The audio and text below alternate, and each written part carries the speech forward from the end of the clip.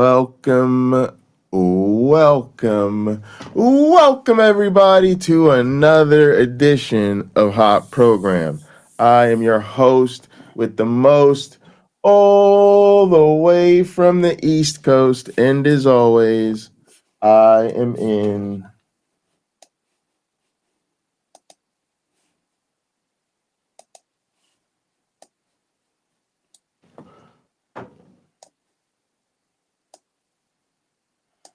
airplane mode, and now a man who doesn't need no I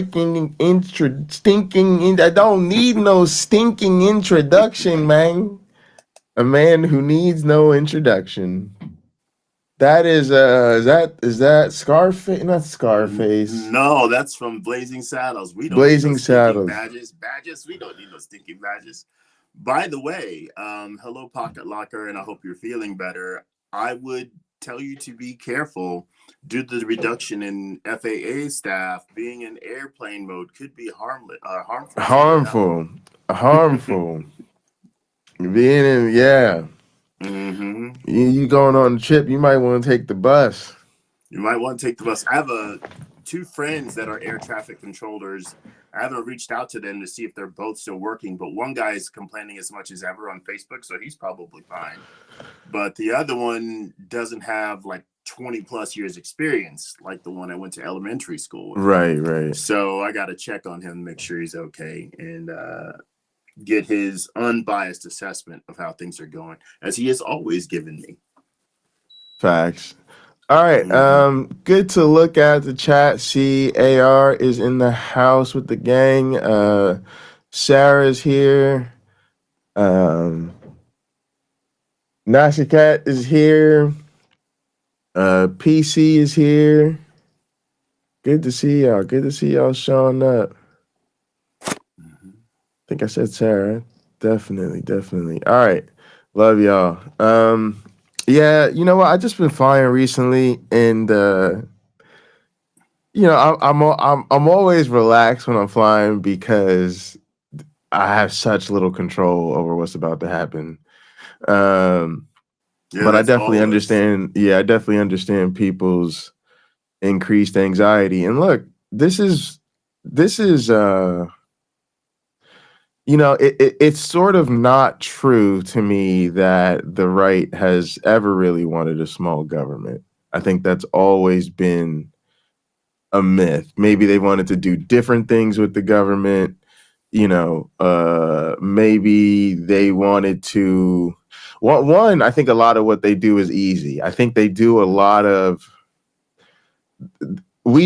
carrying for them. Like I was telling Lena the other day, I got to play in the NBA 2K. It's a video game, but they're combine to see who was going to go to the pros, because it's a game people were about to play professionally for the first time. It's actually like sponsored by the NBA, right? So this is the NBA's E-League, right? Their online video game league. Yeah, my nephew probably plays in that. Yeah, and so, it was like a big deal to have the experience to potentially be drafted into the video game version of the NBA. But what the story I'm really trying to tell you is, to qualify for that, they gave you a certain window of time, couple weeks, few weeks, whatever it was, and you had to play online and win 50 games. And so there's no way I would have won 50 games with my build. I had a pretty weak build, and I'm not a no-lifer. Like I was good at the game, but I'm not gonna be pro, right? Mm-hmm. The reason I got that experience was because there was somebody on my team who was what we would say godlike at the game, and they were killer. I mean, this dude could drop 50, 60. He's dropped 90 in games. Like, dude was just on another level. And then the rest of us just kind of had to play our roles. Just, hey, I'm gonna set you some good screens. We're gonna do pick and roll, right? Because he ended up getting drafted like in the first round, like number 16 overall. He was really built like that. The rest of us were not and never had a chance at even being drafted. The point I'm trying to make is for those that don't play games or don't understand the lingo, that's what we mean when we say you're carried. Like you got to benefit from something. You didn't really do it or lead the charge, but you were brought along, right? And I do think it's something important to think about in our current landscape, because I think that's largely what happens. In other words, the left and reasonable people put infrastructure in place. The right wingers avoid it. You know, they act like they don't want to support Social Security. They act like they don't need higher minimum wages. But then when we push for those things and get them through, they benefit from it. And it's the same thing like with small government. Like we put all this stuff in place and then they have the space to act cute and act like they don't want it. Same thing like with, I feel like with the vaccine, you know, they were anti. Look around you, y'all. There's no way the lives most of it. First off, COVID ain't over. Mask up, distance. My main thing, get tested when you get sick. You know, let's try to keep this thing at bay the best we can. But let's be clear. There's absolutely no way we would be headed back to our pre-COVID lives the way that most of us are if it wasn't for the vaccine, right? And again, I'm not talking even about whether you get vaccinated at the individual level or whatever. I'm just saying as the way society has been able to move forward, unquestionably about, you know, that was a huge thing that helped us. But then it makes it convenient for them to act like, well, I don't really want it. I don't really want to deal with it. My body, my choice. And so that's kind of just how I feel about conservatives all the time, is we're carrying them. And they're going to be dragged kicking and screaming, but then ultimately they're going to benefit from it. But that also gives them the avenue they need to complain and act like they didn't want it the whole time. Well, it's a known fact that red states are carried by blue states economically. That's a great example. Wow. I had thought that if I ever did run for public office, and let's say I ascend to the presidency, people put me there, I would have an executive order that says, as a politician, if you didn't vote for something, you can't take credit for it. So let's say there's some like a FEMA related thing, right? There's disaster relief. There's a tornado in Dayton, Ohio, for example. And if you voted against giving aid to FEMA or increasing their budget, you can't take credit for it. Yeah, because right now they publicly can't. They can lie and say, yeah, well, and they do. We got passed. You voted against it. You voted against it. Yeah, it happens all the time. They literally can't take credit for it. And I don't know if it's possible, that essentially everything they say while in an official meeting of whatever political body, right, the House or whatever, that they are not allowed to lie. You are under oath. You are not allowed to tell a lie. Yeah, that's and you get 3 lies and you're out. You're out. Yeah, matter of fact, I think what you said about the oath, it should really be seen as perjury. I mean, maybe you know, if you spout it off once or twice as a joke or something, but as soon as somebody hits you with the, so wait, are you really saying that you're like, you know, then that's it. All right, I want to jump in. Don't tell jokes. I would say, like, don't even joke. Don't even joke. Yeah, no, I get you. No, I think that's actually pretty good, and we could have and maybe should have a conversation on this channel someday about what ethical governance looks like. What are the right policies or procedures to have in place for people in positions of power versus what should just be beyond the pale. And I think this is a good time to have that conversation because it's all being torn down. Yeah, we're seeing it play out. We're seeing it play out where it's like 2 guys say, you know? What you thought was you know, a social convention that'll never be broken actually was, and you needed to we need to rethink that. All right, but look, today we're going to be talking about your personal relationship with Jesus. We're going to be responding to amen. Brandon's video from Mindshift. I think it's I don't think I've seen it because I tend not to watch videos that I'm going to do on the channel. I just add them to a list. But maybe I've seen a bit of it. I'm glad we're talking about it, and a couple things I'll just state up front. So y'all could probably tell from the thumbnail and title of the stream that I use the Sex and the Cities.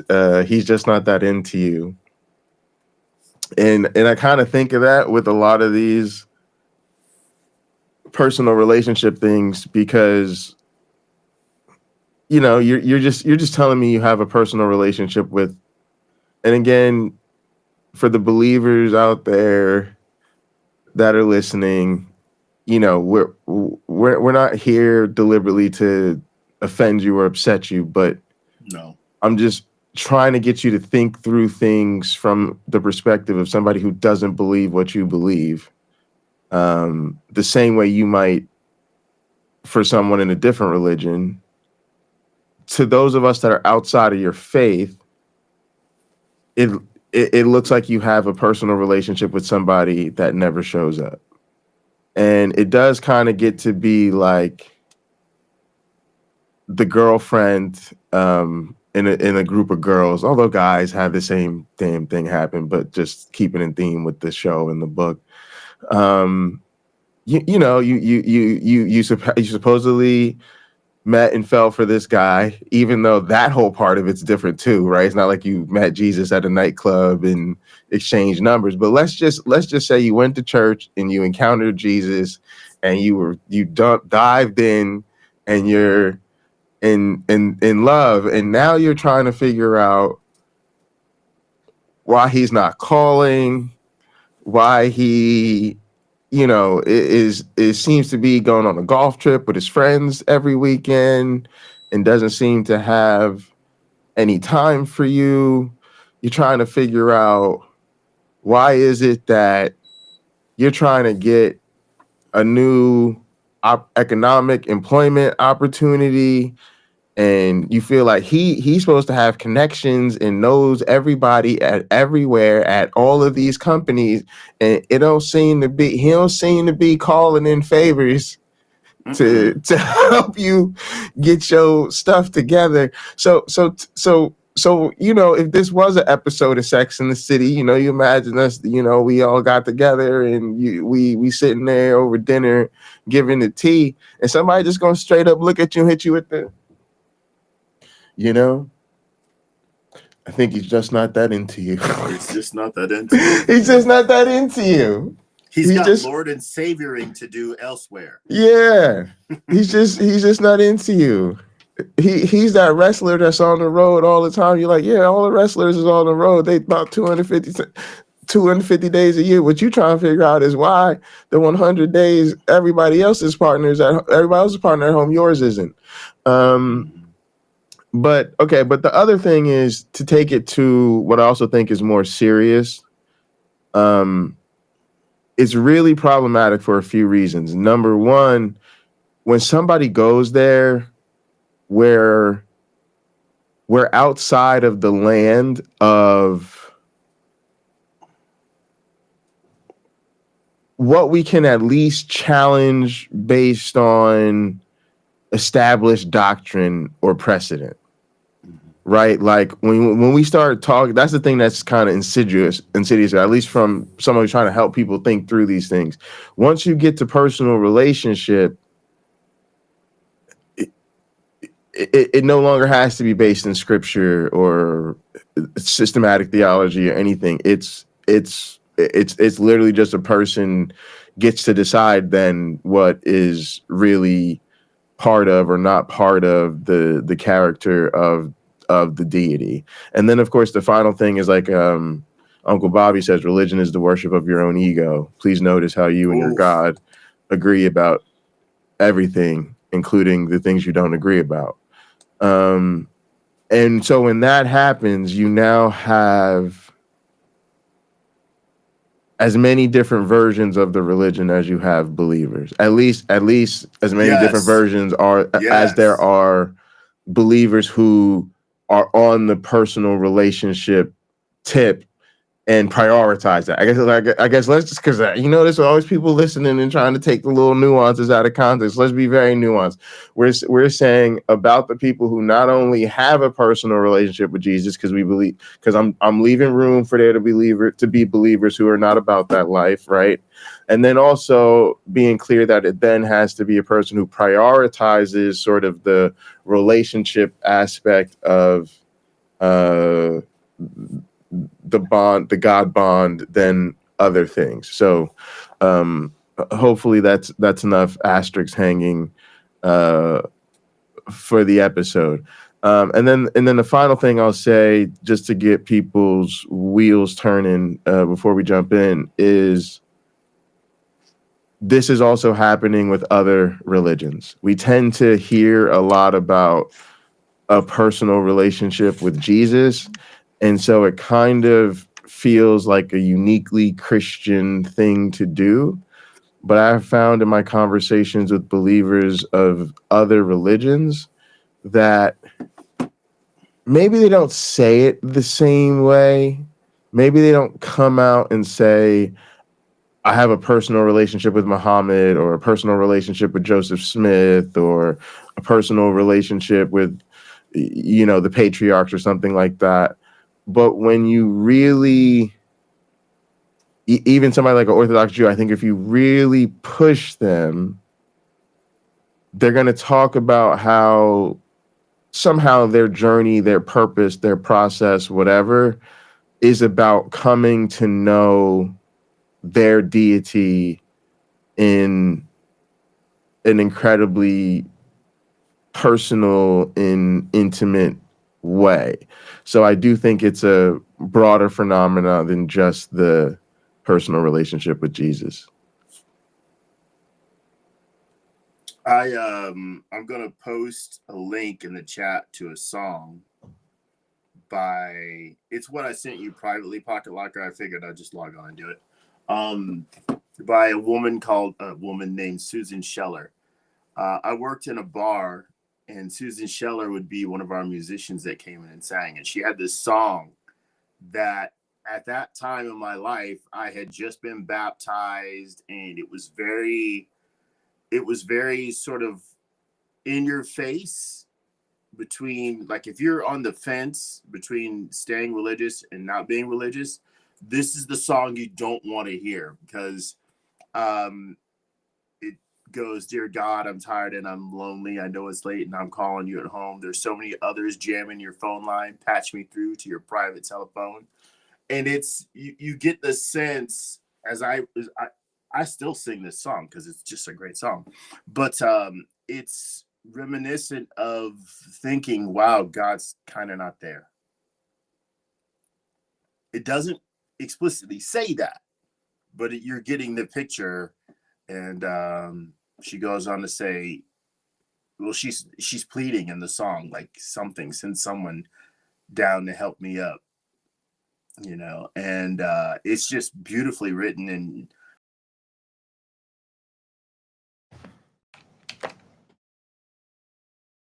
Go ahead, MyOneBlack Friend. For some reason, I had a hard time. Go ahead. Oh, I just encourage everyone after the show, check that out. Susan Scheller, and her band was called. Oh, I don't see it showing up in the chat. That is. That's how you know it's me in there somewhere. But anyway. All right, I'm trying to make it so. Nashiket keeps getting modded by the bot. Sorry about that, Nashiket. I'm trying to figure out what's going on. We appreciate you. And some of the message I'm seeing that get filtered out, there's nothing wrong with them that I can see. All right, y'all. Let's get into it. So today we're going to be checking out Brandon from Mindshift. definitely blowing up. Been on Mythvision too, talking about his deconversion story. Channel's definitely doing great. Would love to have the opportunity to sit down and chat with this dude at some point, of course. Don't know if we'll get through all of this. Obviously, it's a longer one, so we'll try to listen to sort of longer chunks of it and then give our 2 cents. But y'all know it's we'll just see how it goes. All right, appreciate y'all. Also, cheers to everybody out there. Hope everybody's having a great Sunday. Woo, that was a shot of straight tequila. Water. Hey, water works, baby. Excuses for the average Christian believer is that of their personal relationship with their God. It is very hard to argue with, very hard to reason with. You can cover all day all the issues about the Bible, all the issues with the church, all the issues with the tradition and the history of this religion, and it doesn't mean anything to them. They will still say, well, you must be missing something. There must be something we can't understand because I know my God. I have a relationship with my God. I know my God is good. I know my God loves me. I know he cares for me, and I know he has a plan for me. I talk to him every day. I spend time with him. Again, I have a personal relationship with him.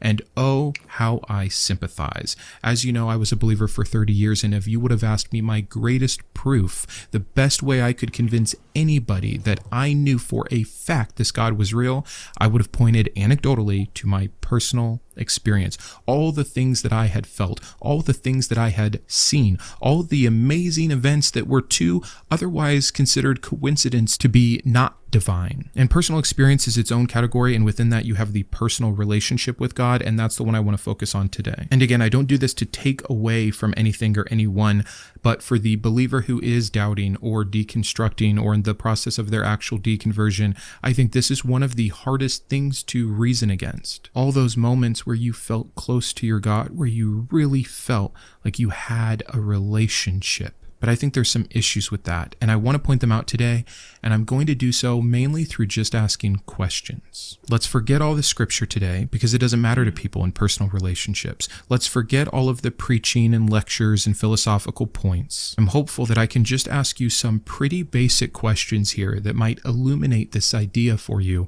about why this personal experience is not what you think it is and doesn't mean what you think it does. I'm going to start off with one question that I think might seem silly on the surface, but really consider it here. When you say you have a... All right, we're about to jump into it. Just, I think it's interesting how he teed this up. Couple things I want to say is, believe it or not, Hot Program was started to also be a show where we talk to believers and theists in particular. Like, it was like, okay, if we talk to other non-believers, all right, that's cool. If we do call-ins or whatever, but originally it was like, hey, it was good to have believers on. Now, to be honest with you, y'all know it's kind of hard to find good faith people that want to do this, and so we had some people on that I probably wouldn't have on again. So that was kind of an issue, but we got through it. My point is to say that, like, I think we accepted it somewhere along the way, or at least I did, that there's a certain community that enjoys our content and comes for it, but I still do see myself as someone that would like to help people who are going through or will go through what I went through and a lot of us went through. And so I just kind of want to take a second to say he's framing this all as a conversation to believers. I sometimes get a little about doing that because I just don't know how productive it actually is. But for the sake of the exercise today, it'd be great if believers could grant us the same thing. The fact that, yes, people think differently than you do, but they've often been where you're at, and they're actually trying to help you understand how people who think differently than you see things. And that is something I really want to engage with more believers on. If I could get nowhere else, because that was my personal motivation, was that I should at least be able to ask these questions and understand these things. So I would just encourage a believer to hang in there, hang in there for the ride. It's not a personal attack. You got anything, or you want me to just play? I'm definitely not here for the personal attacks on believers. I mean, well, I guess that isn't entirely true. I'll call out a Frank Turek or like what's that guy's name? Gary Habermas, who's offered, in my opinion, one of the greatest quotes in all of philosophy. I will gladly call people like that because I think they're lying to people. And I think they're doing it to maintain the illusion. You know, it's funny. I don't know that they do it for the money. I wonder, do they want to maintain the illusion for people because they think it makes the world a better place? Frank Turek probably already has money. Gary Habermas, I don't know about his situation. He probably does too. Many Christians are quite fond of his publications, so he's probably okay as well. But yeah, I have an issue with that you just should not keep doing that. My daughter's 5 months old in a couple of days. So do I tell her about the Tooth Fairy? And if so, what? Do I tell her about Santa Claus? If so, what? Do I tell her about the Easter Bunny? If so, what? Because there's all things that she could enjoy stories about. And if believed in the wrong way, those are things that could, hinder her development in some kind of way. And we have adults who, from our non-believing perspective, believe something that literally, can make them a much worse person and to society.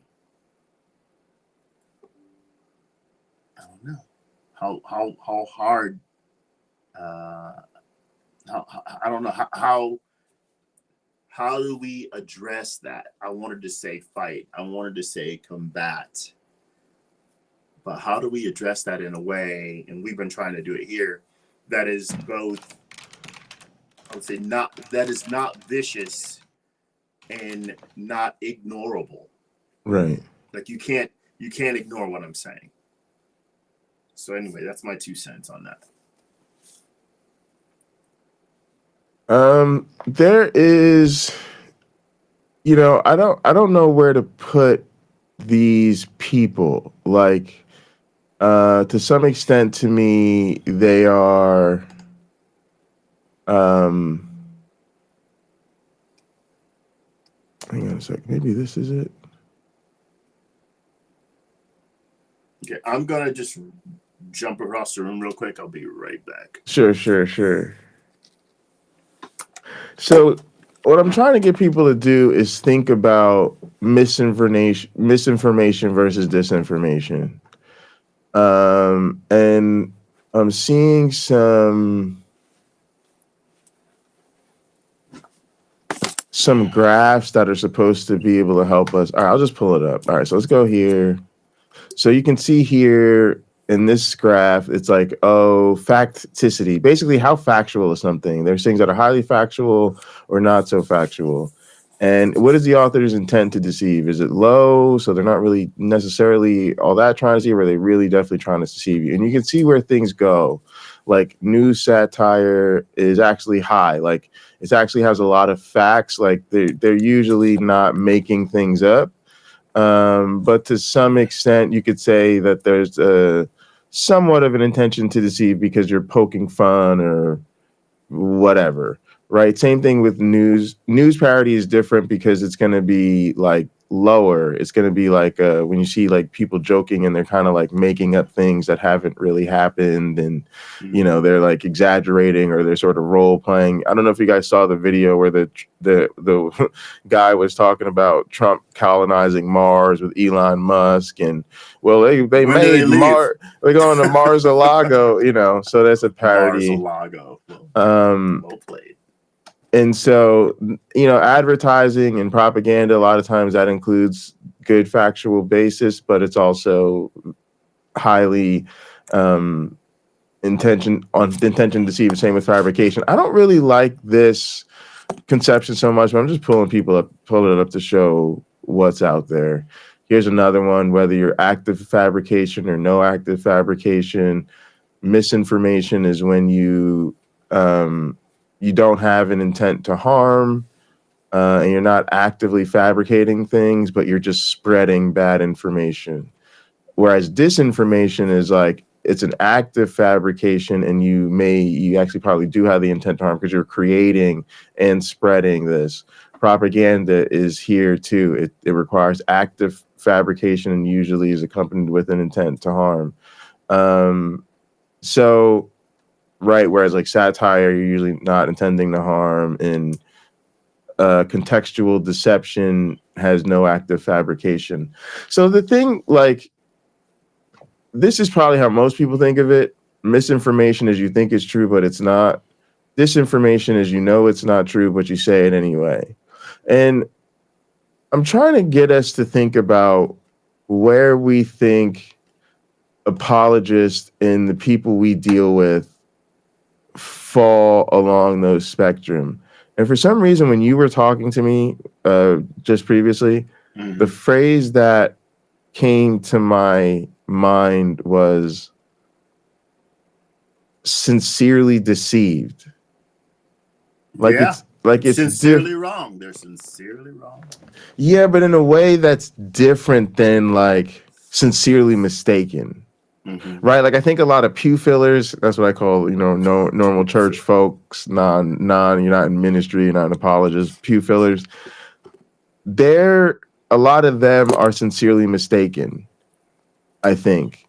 But I think a lot of the, say, apologists, they've had to undergo a more active deception. But I think so many of them are so deep down that rabbit hole that's become their identity to be consistent with this. So I don't know, yo. I don't know. I'm still thinking about it. But these are just the things I was thinking about. All right, the other thing I want to bring up real quick, and not to play word games, but to kind of play word games. If you think about this whole personal relationship thing, we never actually define it. We never actually talk about what it means. And that's so it's a great point. Yeah. What does it entail? What's included? Yeah, so if you look up the definition of personal, there's two, right? Of, affecting, or belonging to a particular person rather than anyone else. So when you say you have a personal relationship with Jesus, and I think people are maybe saying different things when they say it. I think a lot of people are saying, I belong to Jesus, or he belongs to me. We have a relationship that is uniquely mine. And I think that is the type of person that does sidestep doctrine, denomination, all of that. They're really trying to tell you, me and Jesus have our own thing going on that doesn't concern or involve anybody else. The second one, over concerning one's private life, relationships, and emotions rather than matters connected with one's public or professional career. That's interesting too, because I see that as saying, Jesus is my daddy, or Jesus is my king, Jesus is my husband. My relationship with them is personal.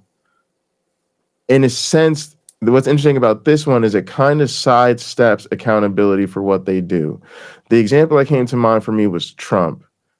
I think Melania Trump can go fuck herself, largely because I think she is at best an enabler, and far more likely, a lot of times an active participant in the things that are so destructive to this country, and certainly never steps up as Trump's wife or the first lady to actually help people or intervene or anything like that. She's just there for her check. She's just there for her check. That's all. And I think she, as well as the children, are, maybe with the exception of Barron, which I don't even think is true about him, because now he's of age and they're already like trying to thrust him into political spotlight. But anyway, I think they're in the arena. And since they're in the arena, I think criticism of them is fair. However, a lot of people see it as, you shouldn't be talking about them. You got issues with Trump, okay? Maybe Don Jr. and Ivanka and Eric, because they're actively involved in things. But for the most part, you should be leaving Melania alone because she has a personal relationship with Trump outside of the public spotlight. Whether you agree with that or not is not the point, y'all.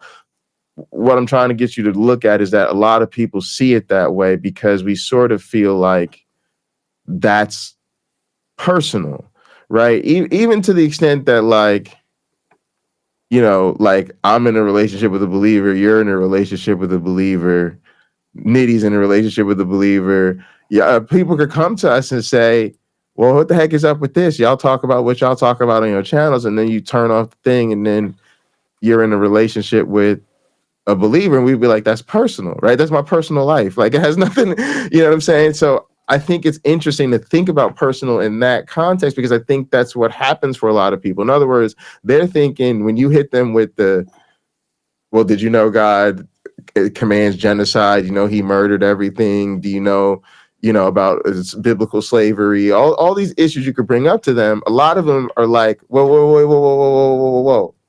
I have a personal relationship with Jesus, right? Like don't, like, you can't throw me in the middle of all that, because my relationship with him is personal. He's just my God, my King, my Lord, my Savior. It's not me who's out there, causing hurricanes and killing babies.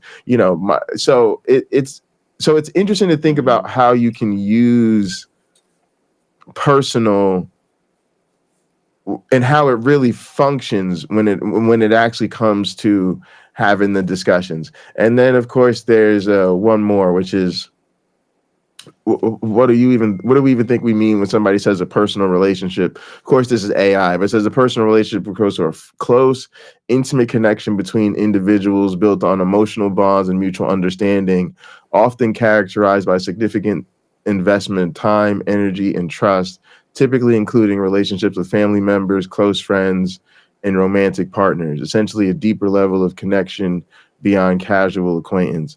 So it's interesting to keep that in mind too, especially because I think we're in bizarro world where, for most of us, a personal relationship by definition then means you're spending time together. I know your family, you know mine, where we sit down every Sunday to host a podcast. We get together after church for coffee. We're part of the same bowling league. We went to the same high school.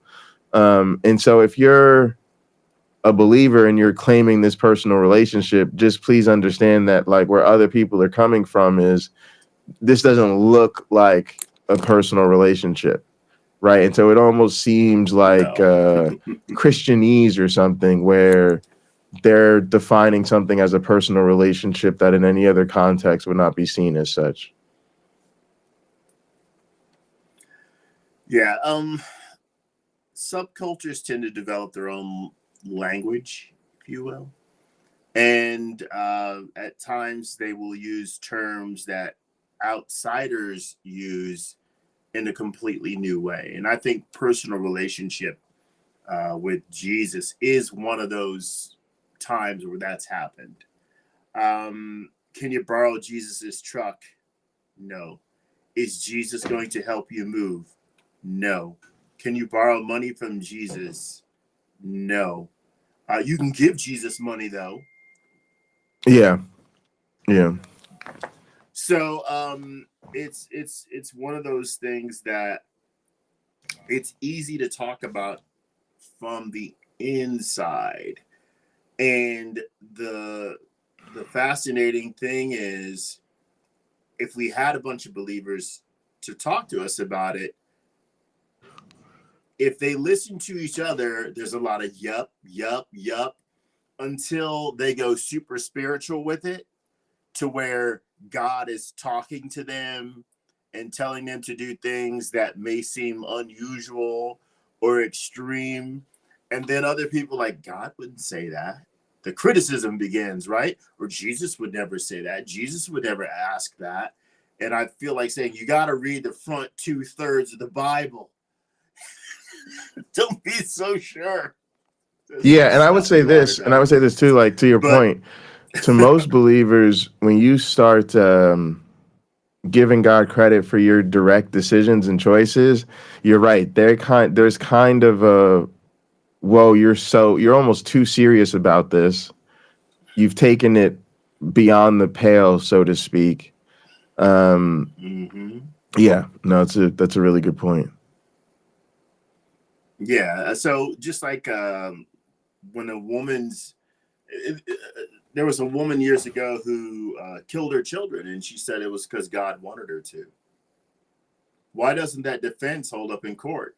We literally have examples in the Bible where not only did he kill his own kid to save someone else, but the Hebrews lost a battle because some other oppositional ruler killed his kid. And of course, there's the Abraham and Isaac thing, which there are targums that suggest that Isaac didn't come down off that mountain. You know, that Abraham got away with killing his kid. Anyway. Yeah. Let's keep going. But Suvami articulated kind of what I was saying before earlier. I don't care about it being personal. What I don't like is a woman being attacked because of her husband's actions. Yes, that's what I was saying. That's how a lot of people feel. And to be honest, that extends to kids and, sometimes beyond.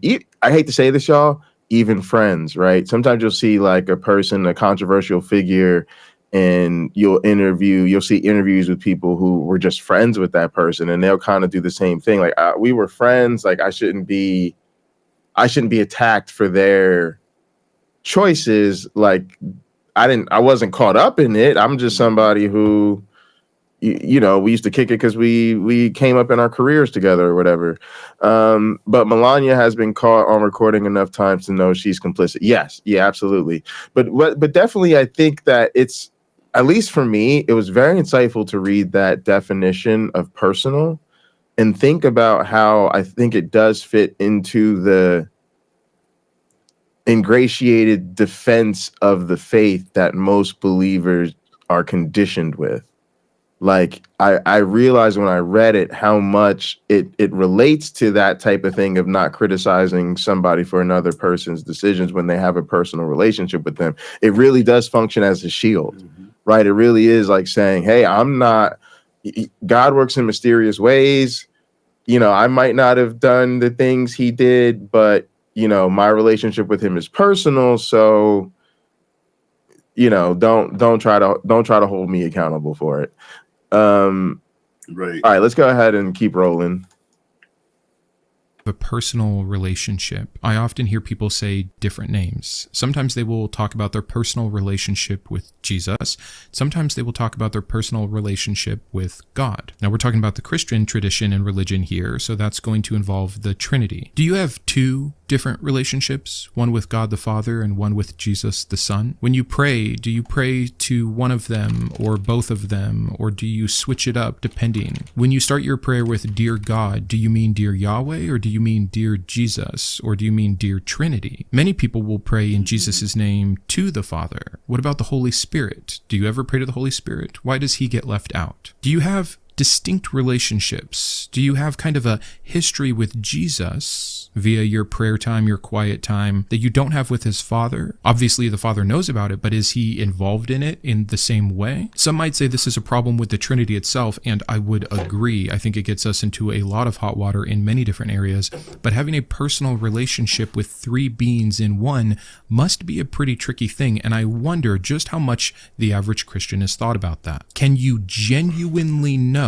and love and be in relationship with three divine persons simultaneously in the same way? And if you do have distinct relationships with the three of them, is it that different from the concepts of polytheism, where you pray to different gods for different things because they have different access and different responsibilities? We're starting off with something, I think, easier that a lot of Christians will just simply ignore. In fact, I probably just lost a bunch of people from watching the rest of the video because I gave them an out. To them, that was a silly question, and they're moving on. But I think it's only going to get harder as I go through more questions here. So I wanted to just lay this foundation situation that if you zoom all the way out, do we not have problems right at the base? The second thing why we're still zoomed out is I wonder what you think about believers of other gods who claim to also have personal relationships. How do you excuse that? If you are a Christian, you do not believe in Krishna. You do not believe in Allah. You do not believe in Mormonism or that they are getting at all to the right God in the right way, even if they claim some of the same roots. And yet people in all three of those religions will claim to have personal encounters and personal relationships with their God.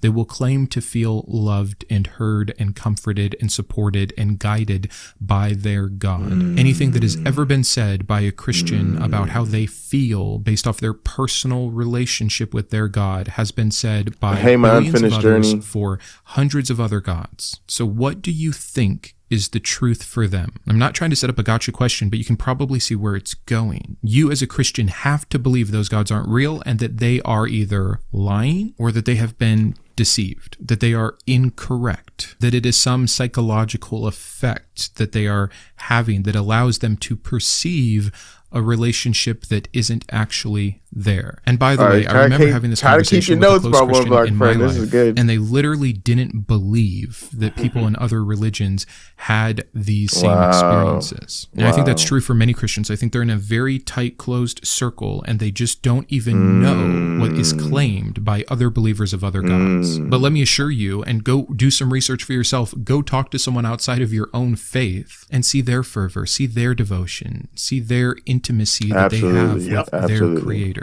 And then how do you reconcile that? And if you can find an excuse for them why it's not true for them, which it can't be for them under your belief system, could that also apply to yourself? The next thing that I want to ask about. All right. So no, that was good timing. So go ahead. One of the things that made it easy for me to leave the Christian religion was all the exposure I had to people of other religions and seeing how devout they were, seeing how precious what they believed was to them, while being able to look at them. And I guess I'm lucky. Even when I believed in God, I could look at what they were doing uncritically.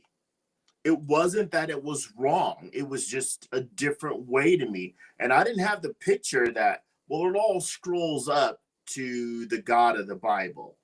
These people are just misinformed, but really, they're honoring him somehow with these rituals that they're doing. Yeah, it's really about, I never made that sort of connection. I never gave that sort of excuse, but what I did was respect the people of those other faiths.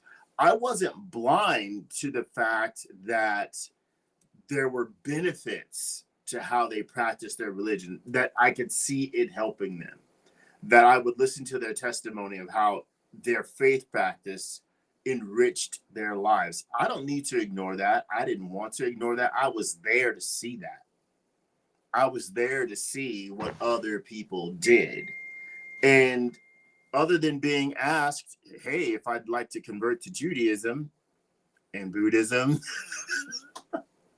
there was no challenging what I believed.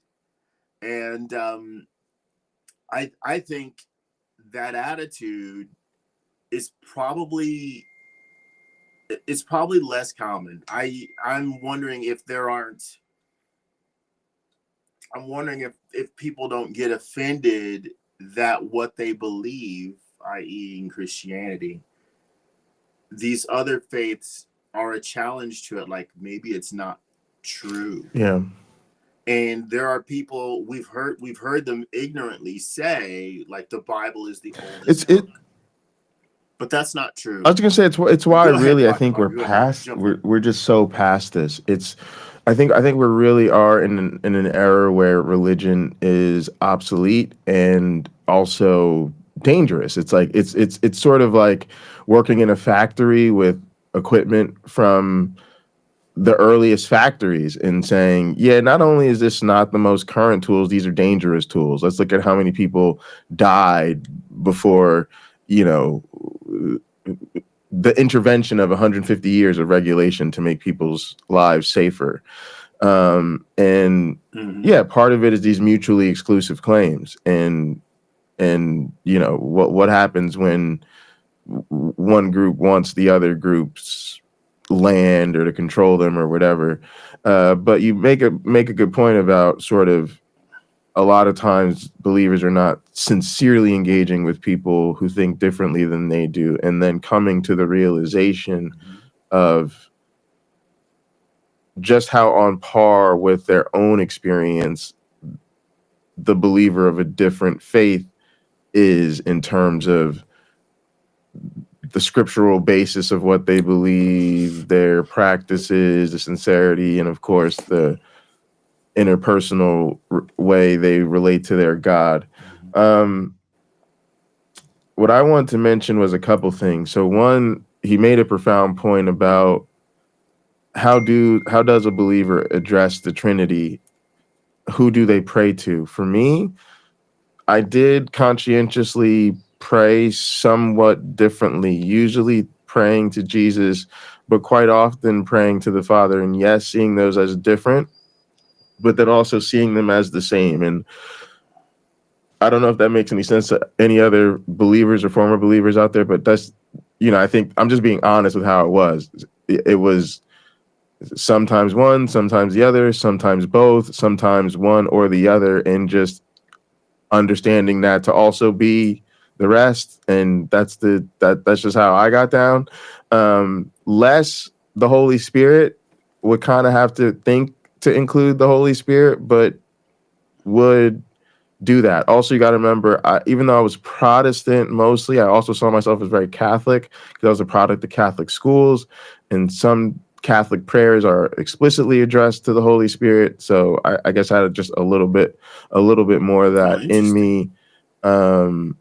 So, and also there are songs that are very different. You know, if you listen to a lot of worship music, a lot of it is Jesus, Jesus, Jesus, but there's a lot of music that's also Father, Father, Father, and there's also a lot of music that's Come Holy Spirit. So that's out there. But I do think it leads to like bigger questions about the roles they play. So for instance, as a young adult, I was a youth minister at a church, and I remember doing an activity. It's going to sound so silly, y'all, but I remember doing an activity with the kids where we were supposed to like draw their vision of heaven or whatever. This was like supposed to be art class or whatever. And I guess I'm filling in for the art teacher, and I'm just, what am I supposed to be doing? Oh, this is what we're doing. Okay, cool. All right. But what was interesting was that mine was basically like a big ass wrestling ring, and then like a bandstand, and like drums all over the place. And it was interesting because that was my thing. My thing was like heaven was going to be really me and Jesus, and we're just going to be rocking out. And I'm grown. I'm grown, and I'm a believer, but I'm headed towards, I'm headed out. But I still. So do you show up in heaven pocket locker and go, you guys can build this? Yeah, exactly. Already, right? But that's how I saw it. You know, it's gonna be me and Jesus. We're gonna be doing professional wrestling together and playing music. And that's it. And so it was very interesting because, to his point, God the Father was not really necessarily a super big part of that picture. It almost feels like you passed the Father's test to get up in here, but now that part's over. And then, which is also interesting because I also don't want to. It's like I don't want to spend the time supplicating and worshiping and whatever, giving praise to God. That was not my idea of heaven. That's also an interesting observation. And then, of course, the Holy Spirit basically had little or nothing to do with it at all. Yeah. So. Also interesting. And then one more thing I thought was very interesting, because he did mention the other faiths and the fact that their believers do have an interpersonal relationship with their God as well. But something I think that's a big part of that is, I think it reveals that the whole personal relationship with Jesus is really word games. And I hate to say it, but I also think that means the people, even like a little bit of what people were saying in the chat before, The people who go to, well, my religion or this religion over here isn't about a personal relationship with a deity or whatever. I think it's all a bunch of nonsense, because even if you're not a Christian, I think it does it has largely language Christians have stumbled upon, and they like it because it basically says being a Christian is different. Being a Christian is different than other religions, and it's special and somehow more correct because it's. And I think a lot of it, to be honest, is just resting on the infallibility. I think. Woo, I don't know, y'all. I don't know if I'm cooking right now or preparing the ingredients to cook or about to just throw a nasty ass TV dinner in the microwave, but we're gonna find out. But y'all, I think a large part of it is the meta evolution of apologetics. Hang on a sec with me, y'all. I think largely belief, especially right now, is a cope. It's very clear to me that the best way to understand the world around us is science. And beyond that, we've also culturally evolved to a place where some variation of humanism or humanism plus the rest of life and the living kingdom or whatever, we've just really progressed beyond these sort of archaic kind of belief systems and practices. And part of what people kept doing was to really, what I want to call a grand arc of the God of the gaps. You know, we couldn't explain disease, we couldn't explain the weather, we couldn't explain where people come from. And as science kept knocking those down one after the other, there was always a retreat. And I think evolution is so challenging to so many believers because that was one of those last serious things that people were hanging their hat on. God is the creator, and you can't explain where we come from without him, and you can't explain where species come from, right? And a lot of people are still, in a sense, hanging their hat on the origin of life, or you can't explain what happened 1 second before the Big Bang, if that's even a coherent concept. But I think overall on this grander arc, intelligent, organized religions have realized that's just a losing battle. It's just a losing battle. What can we really do to keep this thing going, no matter what they say? And I think that it coincides with the evolution, for instance, of the printing press and things, to where it was like, it used to be only the priest class could read the text, and the texts weren't in the language that people spoke, and yada, yada, yada. And then you get sort of mass production, so everybody can have their own Bible and translate it into your own language, and a Protestant Reformation bringing up all these different flavors. And so I think eventually this is like an adaptation for Christianity, and it's a really good one because it just sidesteps all of that and says, no, now it's really all about this personal relationship with God. And that is almost the most infallible thing ever. Like, right? Like, how can I prove you don't, that Jesus isn't living in your heart spiritually? Well, of course I can't. And I think that that's why it was such a great adaptation, because it's really resilient to any sort of empirical challenge. I want to challenge what you just said. I absolutely think you can prove to people that Jesus isn't living in their heart. I would say almost any Christian you could prove that to. And it's just asking them simple questions like, how long have you been a Christian? Oh, I've been a Christian 31 years. Have you read the Bible all the way through? No. Would you be willing to, and just start stuff Jesus has been saying in the Bible? Hey, if you want to follow me, if you want to honor me, if you believe in me, you will do these things.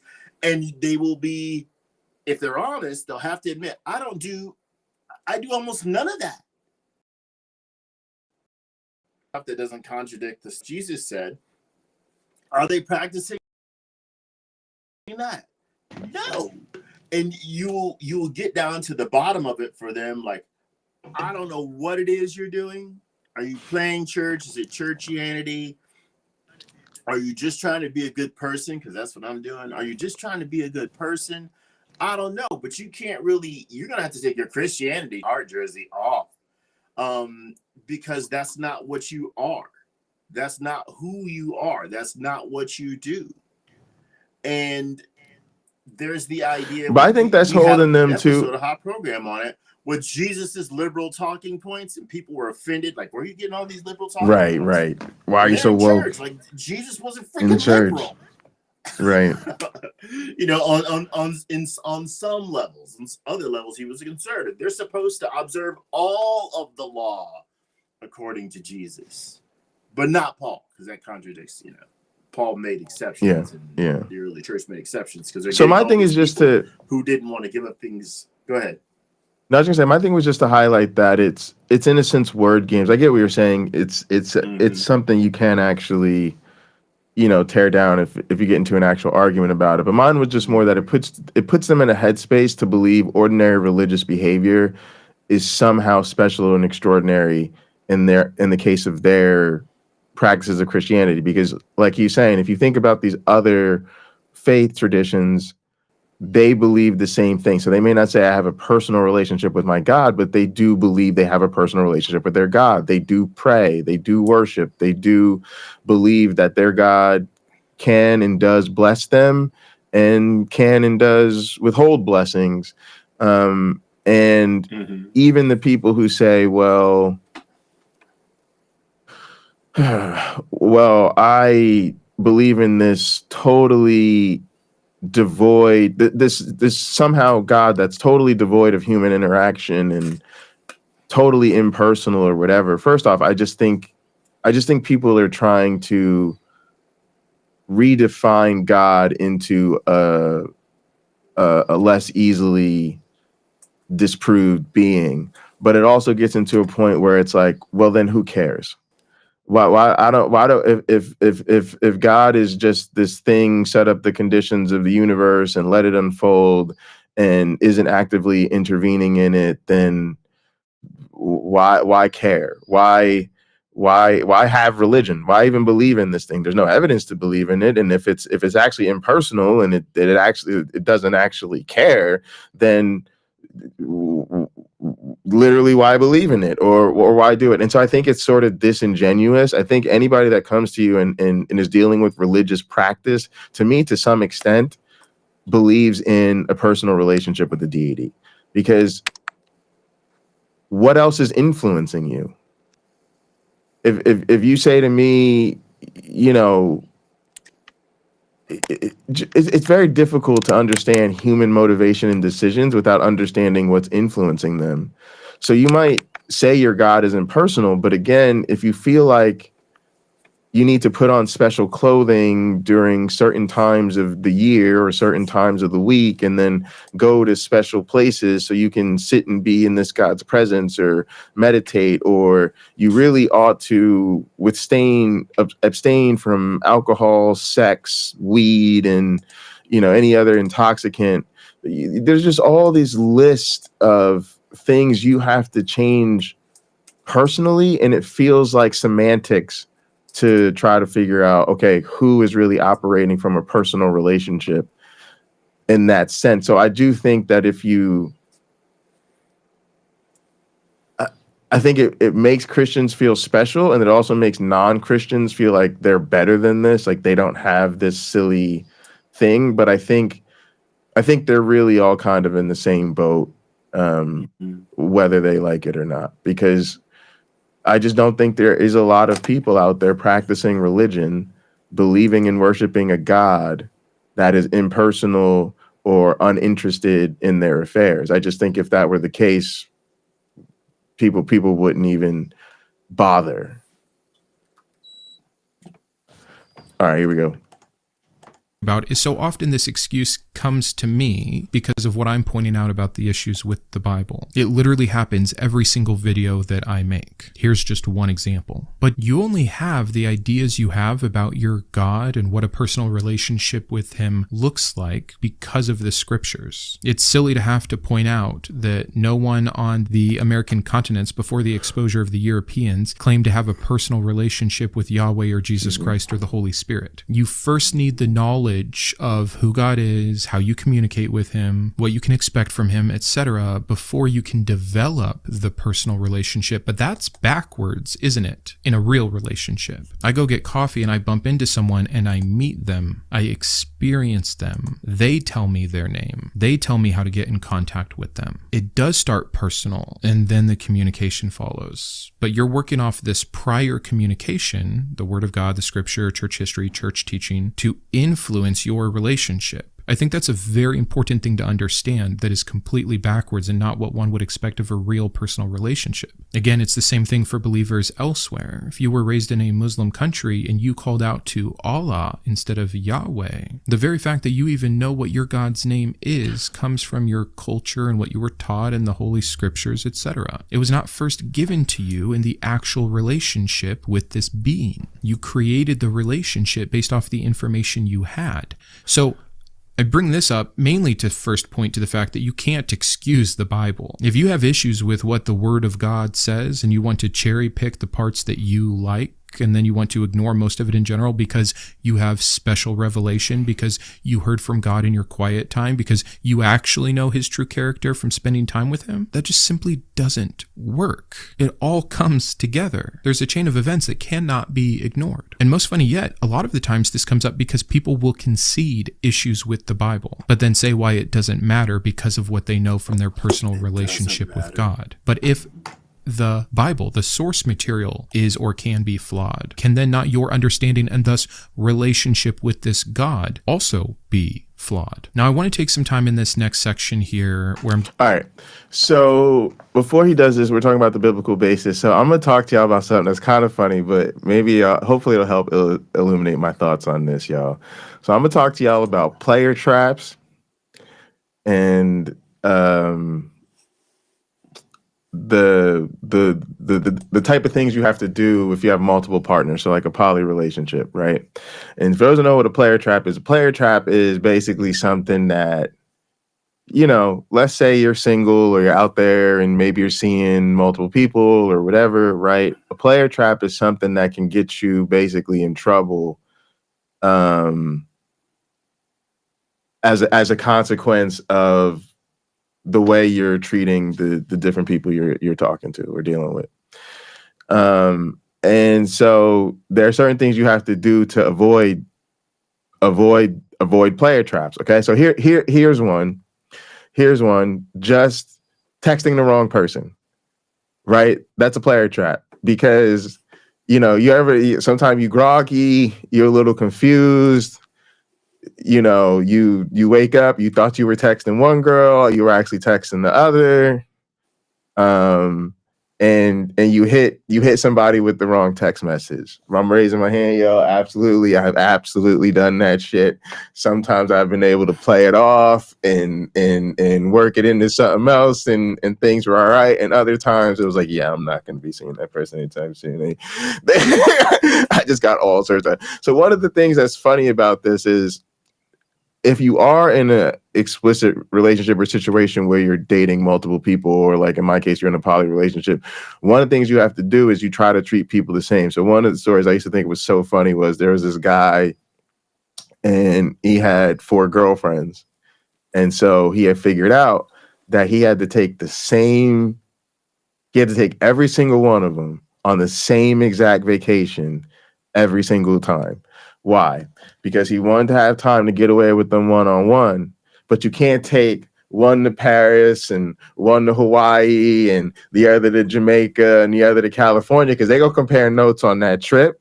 And if it's different, right, there's going to be hell to pay. So you do the same thing for all of them, right? And I had situations like, you know, like when I had multiple partners, it was like, look, if my boss asks us out to burgers and drinks, or I'm going to a cookout with friends or something like that, and people are +1, I always email the host, is it okay if I'm +2? Why? Because even though my partners would say, you could just bring one of us, it's fine, we wouldn't be offended. Don't fall for that trick, gang. That's a player trap. You got to bring both of them, or else there's going to be hell to pay, because you're going to be suggesting that one is more important than the other. So even if they tell you that's okay, that's not okay. That's a player trap. All right, so where am I going with this, gang? Yeah, where? The point is, people feel some type of way when you do something that's not unique for them. There's something to be said where it's like, okay, is this really something just for me, or is this really something you're just giving to everybody? Like, if you're just, and it somehow diminishes, right? If I tell the same exact story, oh my God, baby, you'll never what happened. You're the first person I just got to tell you, and then you find out I'm actually copying and pasting that to 4 other women, you're going to feel some type of way about that. The God proposition goes so much further than that. It's not that Jesus wrote you a love letter and then wrote the same exact love letter to every other single person in humanity, right? That would be crazy, but he didn't even do that, y'all. The letter was written thousands of years ago. Before you were born. Before your generations beyond generations were even born. And he has not even updated it or bothered to, wrap it special for you and send it for your birthday. Like, he won't even give you the poly boyfriend treatment of taking you and your girlfriends out to dinner together or something. Like, damn, Jesus, I'm not asking you to pretend I'm your one and only, but could you give me a little bit of something? Could you at least come here and like sign my Bible and put I love you in it or something? Something to suggest that I mean something to you. Hey, but girl, yeah, y'all, I don't know. I was probably telling y'all way too much, but that's what it made me think of. It made me think of like, wow, it's crazy. Like, when you're in an intimate, quote unquote, personal relationship with somebody, you expect them to do things uniquely and special just for you, right? And at other times, if there's something reserved for people of a certain status, and it could be anything, y'all know this if you have children, right? Like, if you have children, and you buy them gifts, like if they all want the hot new toy, like you're probably going to get it for all of them, or you're going to get them different things based on their personality, but you're not going to try to spend $1,000 on one kid and $20 on the other. You're going to try to like equalize it, right? And then whatever clothes or whatever you're going to get them all the same, right? Like, like people deal with this, and it's just the artifact of being in a real relationship with people. And it never strikes me, or it never strikes believers apparently, that like this thing where you were introduced to Jesus, right, is actually just a letter he wrote to the whole world, that you show up and fall in love with him all over again. I never thought about it that way, but it's so interesting. All right, I'm gonna hit play. Questions, and what we're going to do here is we're going to compare what a real personal relationship would look like. I have some bullet points for us that we're going to work through, and again, just be honest here. And if you find yourself having to special plead for why it would be different with you and your relationship with God versus you and your relationship with literally anyone else, why does the most perfect being of all time, the very source of truth, light, and love, who claims to desire a relationship with you, need so many excuses for being so much worse at it than even the worst of the friends in your life? So let's talk about communication for the first bullet point. In real relationships, both parties participate. Both parties talk and both parties listen. If you text a friend, they respond. And sometimes they will text you first and then you will respond. And I can hear so many excuses coming, but stick with me here. But with God, it is a one-sided relationship. Prayers feel like messages left on read with no direct reply. Now, sometimes you might convince yourself you get a reply, and we can talk about all the issues with prayer, which you can see these videos here, because that's going to be a big excuse for you here is, no, my God does communicate with me. I hear from him. And while I'm plugging videos, check out this one where Vlad shows us just how impossible it is to know if you're actually hearing from God or not. In fact, this is one of the biggest issues in Christianity. Go to any small group, go to any Bible study, talk to any individual believer in their life, and I guarantee you quite quickly you will hear confusion around if that was really God, was it the devil, or was it just their mind? The very fact that our communication chamber with God, our brain, can be hacked by the enemy so easily, and also is where your natural psychology oh, there you go. Never mind. Makes it maybe the worst, most unreliable worries, communication method ever. Again, comparing it with anyone in your life. Yeah, someone might have taken your friend's phone, but you can find that out.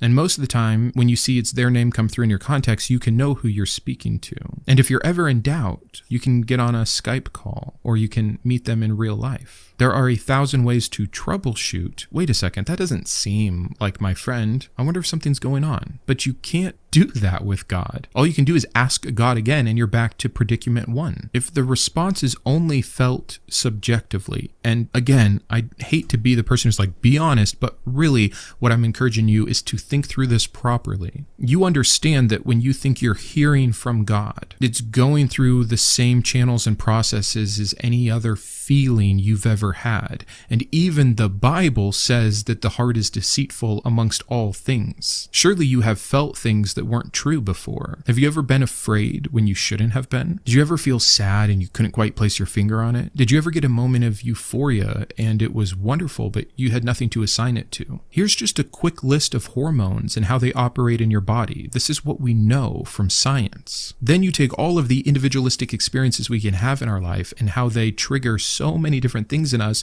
and we are a mess at being able to properly identify this wealth of information that is constantly going on inside our heads. But again, going back to God's responses that come in the way of gut feelings / intuition or Bible verses or coincidences, is that really real communication? If someone told you their spouse only spoke to them in riddles and sometimes, most of the time, straight up ignored them, and that there would be major consequences for not deciphering the riddles correctly, and that they could never see them or their actual handwriting or an actual text message or their actual voice, that the spouse would speak to them in their spirit, would that sound healthy to you? Would you encourage that as good communication and behavior? Of course not. Of course not. Again, so many excuses for God, the most perfect being of all time, supposedly. We could talk this entire video about communication, but let's move on to... And again, like, he's just not that into you. He's just not that into you. I think it was such a good analogy to think about if a partner communicated this way, you know, through, again, scriptures and letters that he had not even wrote during the course of your supposed relationship. Let me see if our one black friend popped back up. There he goes.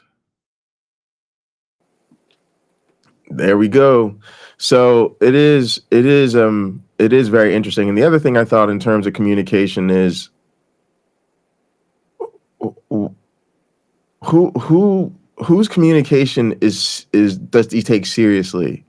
Because apparently some people pray for blessings and health and all of this type of stuff, and they get it, and other people don't. And imagine having a partner or just a parent. Because God's supposed to be father. Imagine having a parent who every single time one of your siblings asked for money or to stay out or whatever, they got it, and you were behaving just as good as this person, if not better, and they never gave you anything you asked for, even though they had the resources to do this for everybody. Yeah, like, it's a tough thing to rationalize. Yeah, that's how I grew up. Right there. That's how I grew up. Yeah. So yeah, it is an odd thing. Now this idea of the personal relationship, I think within church culture, it is a way of giving someone a benefit so that they see they're getting something for their, something for their time and their money. Finally, here's the result. I have this personal relationship. Well, statistically, depending on what you pray for, your prayers probably aren't going to get answered for the most part. If you ask to hit the lottery, like the jackpot of the lottery, not can you win $35, it's unlikely to happen to you. If you have a very sick relative, something that's life-threatening, it's very unlikely that without going to a medical facility with trained professionals that your loved one is going to be healed. It's very unlikely. So offering the personal relationship, it's like I paid for the ceramic coating on my paint, so it will protect my paint. It costs thousands of dollars, and hopefully it'll do a great job. Only all they did was spray WD-40 on your paint job, and it looks shinier for now. But it's not a real solution. It's not real protection. It's not the real result that you were expecting, that you paid for. And I think the thing to keep in mind is there's a bias that ensues because many Christians do contribute something financially or something with their time. And they do desperately want the big results to go their way. However, what they're treated to often is small victories that might be relying on someone in the church saying, yeah, I'll help you out, or them or chance, right? Just chance, or that person working their butt off. And it's likely the person working their butt off that produces the best results, not prayer. So,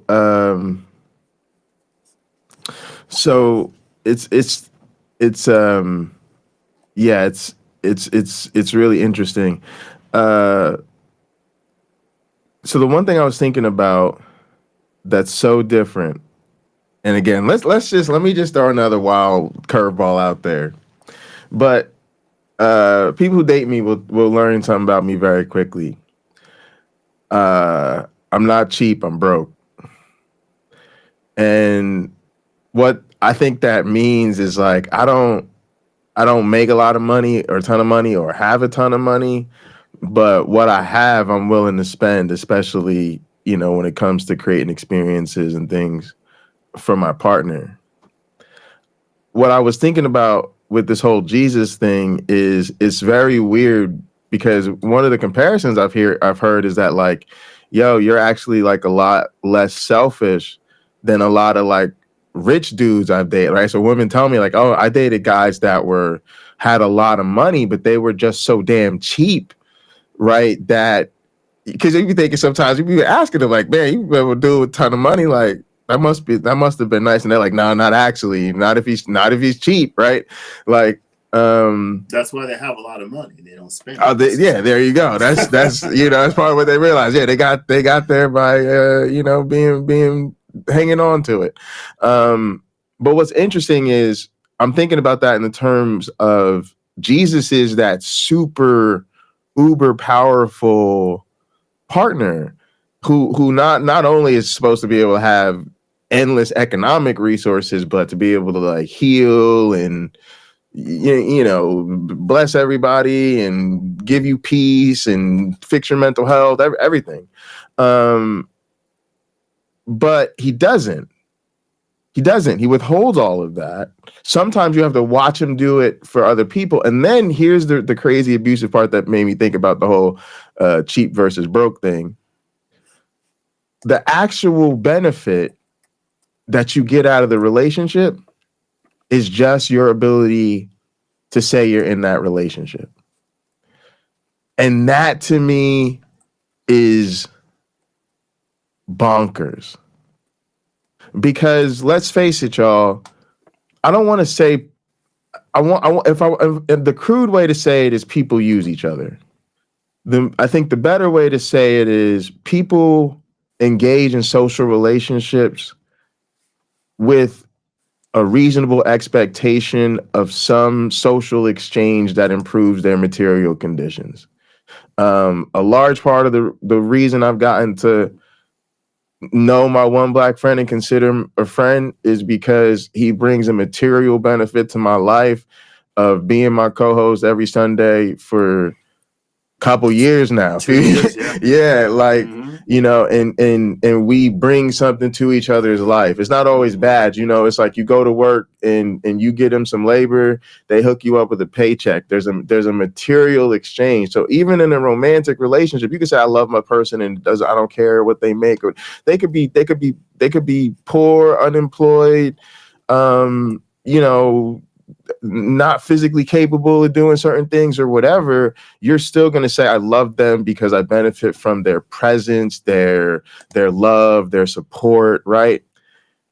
It's so crazy to have someone in your life who could give you anything, literally anything. That's what God is and Jesus are supposed to be capable of. But then turns around and says the only thing you should really be trying to get out of this is just being with me.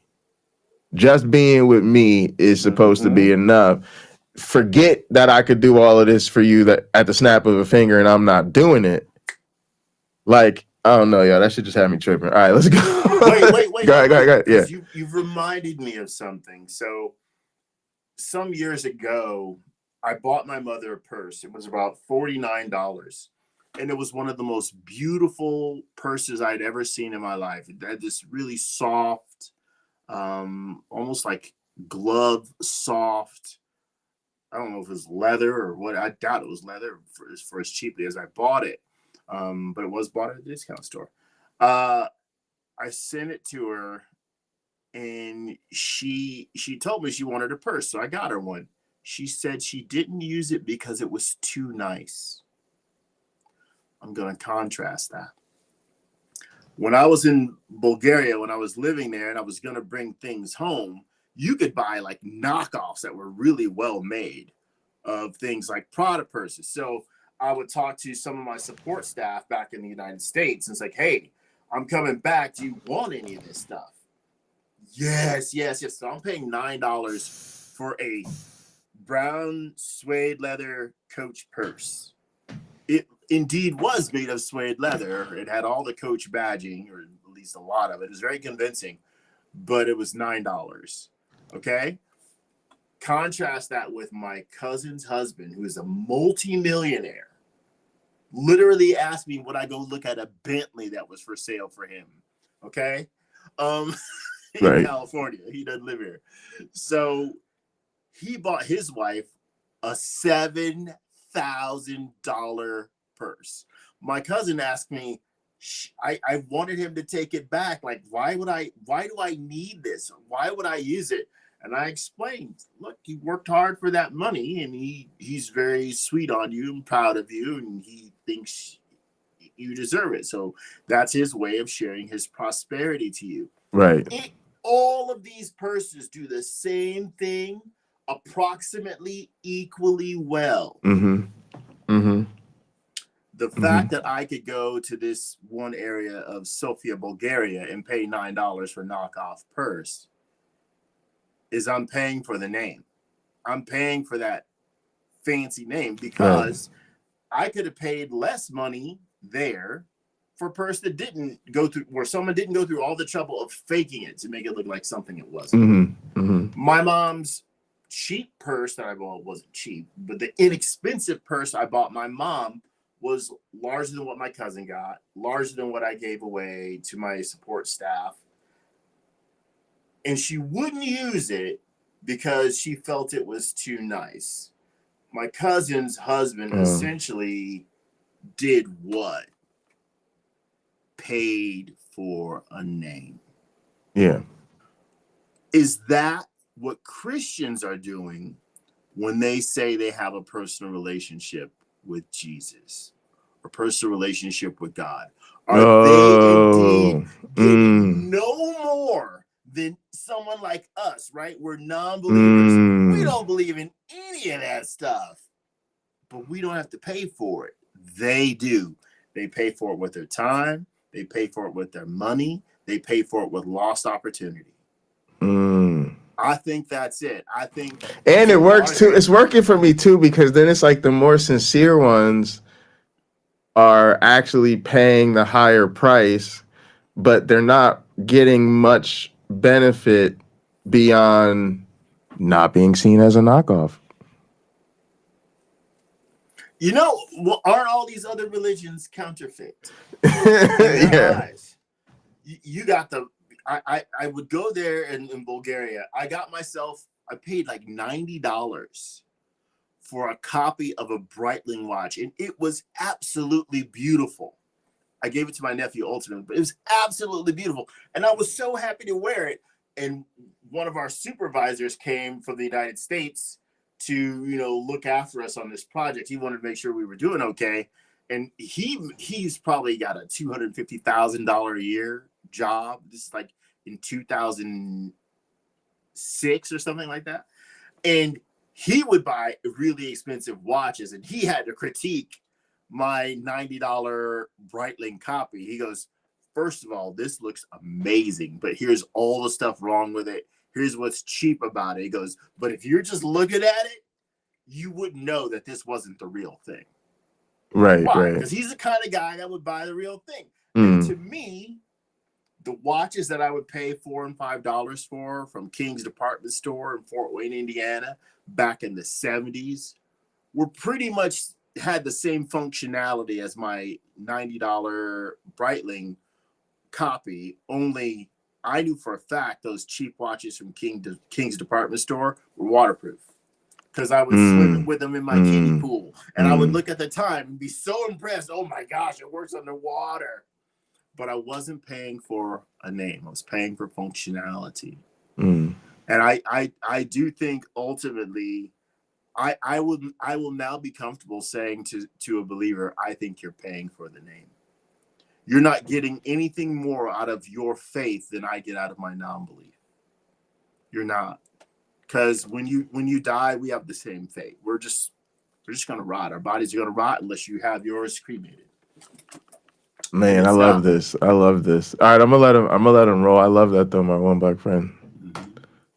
Another aspect of having a real personal relationship with someone, quality time, face to face. Many relationships, friendships, family ties end or degrade over time because of what? A lack of actual togetherness. Time spent in each other's presence, side by side, eating together, laughing together, talking together, crying together. Now, you might say you do all those things with your God, but it's just you in a room, isn't it? It takes your faith to believe that he's there, that he cares, that he hears you, or that he responds. And yet, if God is omnipresent, why is there never an actual sit-down moment? Or worse, many Christians will have no problem believing someone's testimony that God actually showed up in the room with them. So he's capable of it. You know this, but has he done it for you? If not, why not? If this God can show up, will show up, has showed up, but won't show up ever one time in real life to you physically, how do you excuse that? Why are you okay with that? Why was it good for the other person? Why did he choose to do that for them? The inconsistency of God's relationship here is bad, and maybe that's the problem in being in a personal relationship with someone who is supposedly in a few billion other personal relationships. Maybe he just doesn't have time for you. But you don't believe that. You believe God is paying every second of attention to you and to everyone else, that he knows every thought and action you have ever done and ever will do, and that he is literally everywhere at the same time. This is the Christian belief. So again, no excuses for why this God won't sit down in a room with you too. But you make some for him, don't you? You have to, or you couldn't maintain your faith. Maybe this is something I'm wanting to show you through this video, is all the work you're doing for this God, which my conclusion here at the end is you're doing 100% of it. He's not real. He doesn't exist. And this whole thing is created by you. It's a terrifying thought and reality. And yeah, you'll claim that you feel his presence, but people feel things all the time. We talked about that before. Does feeling something make it real? I have felt a million things that were not real. Why can't God just be another one of those? If your best friend only ever felt near, never was actually near, never actually showed up, Would you consider that a good relationship? But let's move on to our third part of a good, healthy, real personal relationship, and that is going to be conflict resolution. If you have an issue with a friend or partner or whatever example you're thinking of throughout this whole thing, you can express your frustration and get a response. If a Christian gets angry at God, does God ever apologize? No, he's perfect. He has no need to. What about for not showing up like he did for your neighbor? Well, it was different. You know, my neighbor must have needed that, or God's testing me, or God has a different plan for me, a different path for me. Excuse, gaslighting yourself into an abusive relationship. Worse, if you ever think you have an issue with God, you are told you're the problem. Now we're victim blaming. It must be something you did. You must not be good enough. You must not be sincere enough. You must not be trying hard enough. You must have too much sin. So many barriers for this perfect, all-powerful God who wants a relationship with you. Seems awfully man-made to me. If you had friends who never took responsibility for miscommunication, we'll say that at best, even though it's clear that God will purposely lie to you, deceive you, let you be lied to or deceived, if you like that verbiage better, ignore you or use you as collateral damage. I mean, come on. But again, best case scenario, it's all a misunderstanding. If you had friends that never took responsibility or even claimed awareness of this miscommunication, misunderstanding, and always made it your problem and made you feel guilty, would that be a relationship worth keeping? I don't think so. We'll go a little bit quicker through some of. All right, that's a good one. I guess I want to let him get through as much of the rest of the stuff as we can. Did you want to say anything about this so far? Sumami knows a lot about purses. Sumami knows a lot about purses. No, he's basically saying what I said. Like they're paying for the name. They're paying for the name. There's literally what, or it must mean something other than what it seems to mean, right? The personal relationship line isn't true if it means personal relationship in the way that we know human beings have personal relationships with each other. Right. Think of middle school, think of high school, think of work, right? You may not have a personal relationship with your Uber driver because you just meet that person, you never see them again, right? You never communicate with them again, and so on and so on and so on. If it's just one way, if it's people reaching out to you and you not reaching back, there's not a friendship there. There's not a relationship there. If you have the ability to reach back and you don't. So, go ahead. No, you're good. Well, I mean, is it? I don't know. I want to say semantics, but we've already been down that road. Like we can be compassionate and even respectful in knowing that people feel that way, that they have a personal relationship. But we also have to be real and think it doesn't mean what you know, from Princess Bride, you keep using that word. I don't think it means what you think it means. Right. It's that simple, and not to be cruel, but somebody can put that on there. Put that in a meme. So speaking of not meaning what you think it means, I think another big part of this personal relationship thing, and I do think, again, this is definitely also the case increasingly outside of Christianity as well, is it also fits into a time where religion has fallen out of favor, especially serious, being, quote unquote, serious about religion. And a lot of times I think people use this to basically say, to sidestep any critiques of their church, their denomination, their faith, whatever, because you'll hear people say, I'm not religious, or I'm not really religious. I just have a personal relationship, And they don't realize that that is literally one of the most religious things you could say, right? Like I'm not claiming just to believe this faith. I'm claiming that it's part of my everyday life, and I actually have a intimate and ongoing, closeness with this God. So it's weird in that sense too, that it's sort of it's the new way to say you're not religious, even though you're very religious. of these other ones here. What about reliability? Very important in a good personal relationship. But God is the greatest no-show friend of all time. Real relationships require and involve consistency. If I only came home once or twice a week with no excuses and never told my wife the schedule, never told her where I was when I wasn't with her, most of the time didn't answer her calls, how long do you think we would stay married? How good and useful would that relationship be? And yet, Christians who say God is always there can't prove it. They often complain to other Christians about how they don't feel him there, they feel abandoned, they don't understand where God is or why he won't reply, what his plan is, why they're so in the dark, why they're trying so hard and not hearing anything back. And it's so simple. I mean, if a parent ignored their child's cries for help and CPS shows up at the door after this child has been hungry and unbathed and thirsty, and the parent's excuse was, I was always there in spirit, how well would that work? It wouldn't at all. And yet this is the excuse you give yourself for your God. Even if you think he's providing for you. 4 children have died from hunger since I started this paragraph. Statistically, 2 to 3 of them had parents that would have been crying out to this Abrahamic God. He listened, they suffered, they died. They have no answer, they have no consistency, they have no physical presence, they just have excuses. Ones they better make, or else they're the problem. They don't trust their God. They don't believe in his goodness. They don't believe in his love. Now, not only have they lost a child, but they need to fear for their eternal soul because of what happens, because of the thoughts they're having about this God. Insanity. Truly insanity. And along with this, we could talk about empathy. Christians claim that God comforts them, but how does he comfort them? It's usually through other people, through what they're reading, through friends or family or therapists or doctors. Amazing. If you complain to God about your anxiety, something he says not to have, not an acknowledgement that it will happen, just do not be anxious about anything. If you're someone dealing with depression or fear, again, he says, I did not give you a spirit of fear, but that of a sound mind. Well, what's he going to do about it then? He just said these things aren't real and they're not his problem. And yet when you go to therapy and you work very hard to understand trauma and the root of it and work for years to address it and finally heal in some regards sometimes, you'll thank God for that. No one sees a problem with this? That's just one example. You know what else all relationships need?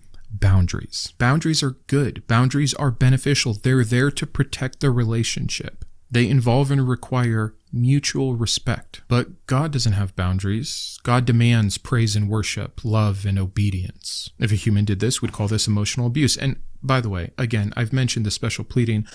All I hear for the excuses coming from this is, okay, yeah, but you keep comparing it with people, but this is God. It's so different, but why? And by the way, I agree. It should be different. It should be better. It should be the most perfect, amazing relationship you've ever had. Right. It should be one of pure certainty and reliability and amazing forthright communication. The one being in the world you can completely trust, that you do not need to fear. But that is not what we have. It's the exact opposite, and yet you use it as the same excuse. It makes no sense whatsoever. If a friend said, you have free will, but if you ever leave me, I'll make you suffer forever, that's not a good friend. And why does this God need constant validation if he is so perfect, especially when he is willing to almost never give it? But what about honesty? All right, hang on. So one thing I want to mention is that one of my real issues with faith these days is the way people use it to substitute for mental health. I think that's one of the things that people don't think enough about. So, you know, the sort of the gaslighting yourself, the God not really being there, the blaming yourself even when you do have anxiety or depression or something like that, where you need actual professional help, but it's treated as a spiritual problem. That's incredibly problematic to me. And it's something I wish people took more seriously. Hang on, my mic's going bothering me. Go ahead. You can talk. Go ahead. Well, I don't know. I find it difficult to not say what I've already said in this conversation about this. I will say that Crystal has put a link to seculartherapy.org in there. So if you feel that's an option that you would like to exercise, I'd say jump on that and go for it. Walking away from religion, or if you have someone in your household that's very religious and they keep impressing on you that, hey, you need to get right with God and such, they may be able to help you find ways to talk with that person. Although I like to think that we do that here. But if it's not to your satisfaction, by all means, get the help you need elsewhere. This is a really funny topic, in my opinion, because as a believer, I never gave much thought to the fact that it just wasn't the case that I had a personal relationship with God. Same. I just never gave it a thought. Like, perhaps it's not true. And maybe go ahead. Oh, I think the thumbnail for this episode should be, if you want me to send it to you, I can. That scene from Princess Bride where Inigo Montoya says, "You keep using that word. I don't think it means what you think it means." But just put at the top, personal relationship with Christ, and no other text. Just the picture of those two guys talking. Yeah, right now it's the book. He's just not that into you, because that's the title. But yeah, you can send it to me. Okay. So the other thing I was going to mention is, would we ever employ this line of reasoning in any other abusive relationship? This God, we literally say, is in control of the situation that gives people cancer, disease, pain, car accident, whatever it is, or just another terrible human being in your life. Would we ever say about a man who harmed their spouse, oh, he works in mysterious ways, right? He actually, this is part. I mean, people do say terrible like that to victims, but we consider them terrible people who say horrible things to victims and have absolutely no understanding of how to handle these situations, right? Because that we don't employ that sort of excuse making for abuse, especially not for the abusive behavior itself, right? Like you even if you're dumb enough to buy into they love you anyway, okay, fine, but you're not going to say that justifies them harming the person. So it's crazy that they don't realize the fact that we would never say that's okay. And then it leads me to have these really weird moments where, I remember even with like the California wildfires, when they happen, you literally see people jumping to God has done this as a consequence for all of the sin that was happening there, and then turn right around and start praying for the wildfires to cease and not hurt anybody, and I'm like, you're praying. You seem to be praying against your God. When it happened, you said this is God's judgment. Now you're praying for God to stop his judgment. I'm a bit confused. Yeah, because wouldn't he know? Christopher Hitchens said something, and he probably wasn't the first to say it, that I'm paraphrasing, the only prayer necessary is thy will be done. Right. Absolutely. Another point. Does God ever tell you anything new? And I know that this seems silly, and you might say, yeah, God is the source of inspiration for all kinds of epiphanies that mankind has had, and on. But really, if you think about it, is it not something that man was capable and has done on their own? Did God ever just give someone the cure for something, or was it a slow process that we can track the evolution of thought and scientific discovery on? You'll thank God for it, the fact that it exists, whatever it is. Maybe it's the understanding of CPR because it saved your husband's life. God never told anyone about that. We had to understand how the human body worked through investigation. When a person goes missing, God never just gives the coordinates. You'll thank him when the police search finally finds them, or when the search and rescue team gets to them. But again, in a real relationship, sometimes it is your friend telling you something new. Did you know this? Hey, I found your wallet. It's right here, and they hand it to you. You thank God all the time for finding your wallet and your car keys, but he didn't, you did. My point with this one is you are giving God credit for a billion things that he quite literally had nothing to do with. But it's how you keep the role play alive. I know you really believe in this being, and I know you really believe you have a relationship with. I want to address that point about thanking God for like mundane crap.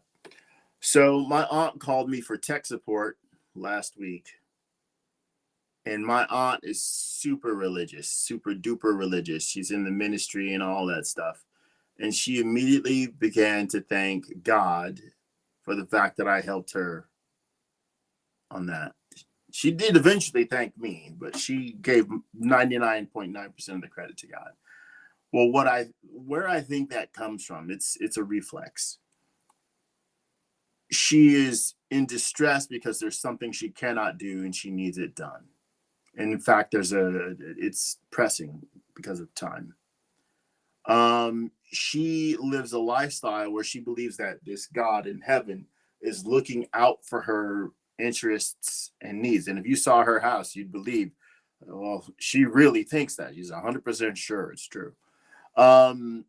So I think that's where a lot of times this thanking God when someone else is definitely responsible for the positive outcome, I think that's where it comes from. They're just so used to investing in their faith that they're willing to give the credit where it's not due and not thank at all, or not thank as vigorously, as thoroughly, as sweetly the people who are actually involved. It's the thank the dear leader thing we'd see in different parts of the world, and they're in a cult.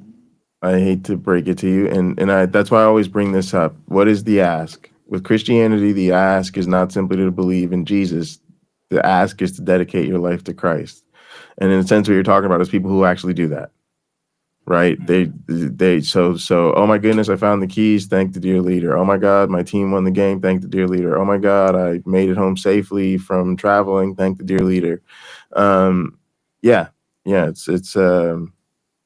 It's intense, and I definitely know people who are that way, and it's interesting to me where the more casual ones sit there and critique those people.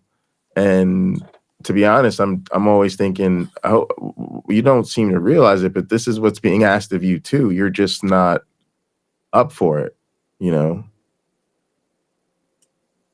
Them. But as someone who does not believe that this God exists, a personal God exists, and sees so clearly how all humans fill the gaps in for this, and people in other religions have done the same thing, which you can also admit. I want to free you of this burden of keeping this imaginary friend alive. Imaginary friends can be helpful. Lonely children are the most likely to create imaginary friends, and it gives them a source of comfort. It gives them an idea of being heard when they are otherwise silenced. It gives them some. I had imaginary friends growing up, y'all. How many of y'all have had imaginary friends growing up? Jesus. And somebody actually talked to me and basically tried to tell me my online friends were like imaginary friends. I wanted to punch that person in the face, but I did not. One who never makes fun of them, even though they are constantly bullied. I do not deny the benefit, but there's a reason that they grow out of it. They mature. They need to deal with reality. I hate to reduce religion in these ways that many atheists will talk about it. It's just Santa Claus for grown-ups. But there's some truth to that idea. So many of us, even as adults, are still so broken, still so empty, still have so many issues, many of which I think can be attributed to believing in something that is untrue their entire life and having to be responsible for that and even threatened with hell because of that. But there's other real traumas that have nothing to do with this God. And when you turn to something that isn't there to solve them, you might band-aid it for a while. But just like that same child who, if they grew to be 75 believing in their imaginary friend the whole time, This is not going to go well for them. Dealing and facing with reality matters. And I had more here where we could talk about the double standards in forgiveness and personal responsibility and what real relationships look like versus parasocial relationships. But I think you get the point I was trying to make with this. Maybe I should touch on the parasocial one really quick. You guys probably know what a parasocial relationship is. Some of you might be in one with me. Probably not. I don't have a big enough audience for that, but it happens. It happens a lot, actually. The studies on it are fascinating. It's these one-sided relationships where, because you have such insight into a supposed life of another, like a celebrity, you see yourself within that life, and you create for yourself an idea of a relationship that's not there. The difference between that, though, and having a parasocial relationship with God is that you have reinforcement. The lonely guy who thinks that he's Paris Hilton's husband, we all laugh at, which we shouldn't. It's a very sad thing that has happened to him, but we judge it for what it is. It's not real, and we want them to know it's not real so that they can get help, so that they can be free of this. But in religion, the rest of the people who believe like you say, yeah, no, you're right, you are hearing from him. Yeah, no, you're right, he totally showed up. Yeah, that miracle over there, it totally happened, and we attribute it to this particular God. That's all right, I want to go back a sec because I want y'all to hear something he said that was pretty profound. No, it's not real, so that they can get help, so that we shouldn't. It's a very sad Here we thing go. that has happened to him, but we judge it for what it is. It's not real, and we want them to know it's not real so that they can get help. It's not real, and we want them to know it's not real so that they can get help. Religion, to me, is the only thing that it's so right there in front of our faces, but we have not yet gotten to this place. It's not real, and we know it's not real. We want them to know it's not real so they can get help. I think that's where we need to be in this moment. I just don't even, it's very difficult for me to see how a reasonable adult person can believe in this. I think people are largely believe in these things because they were indoctrinated as children. It's, you know, it's to me, a lot of this stuff is unfathomable, but yeah, I don't, I literally find myself going, I don't even know how people could think this anymore. But largely I do think it's because we're not doing enough to just kill it, to just say, okay, you know what, this stuff, we can't definitively prove a negative, but this isn't legitimate. We do it with Santa Claus, we do it with the Easter Bunny. We do it with the imaginary friends if you keep it up for too long. We just never go there with God, and it really does suck because it keeps a lot of really bad people in positions of power, and it necessitates abuse, in my opinion, because you've got to be willing to be a part of this deceptive practice and really do a number on people to keep them in the flock. And so it's very difficult to not see believers as victims. But I think people, myself included, are so, quite frankly, just intimidated by the level of power given to faith and religious authorities in our society, that it just still feels like a very risky and dangerous proposition to publicly oppose belief. Yeah, I